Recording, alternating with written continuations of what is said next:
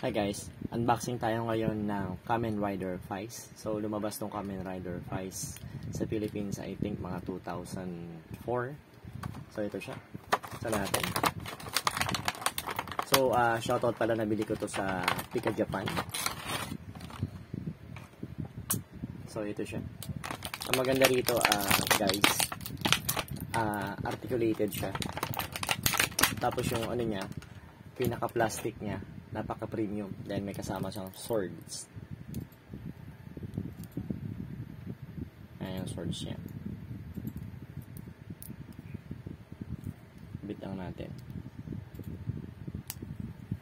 Yan siya. And then, marami kang pwedeng gawin dyan. Ikot-ikot mo yan.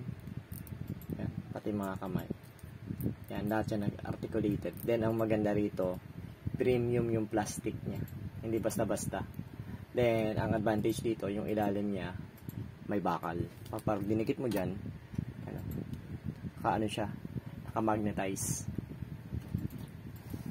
So, again, Kamen Rider Vice.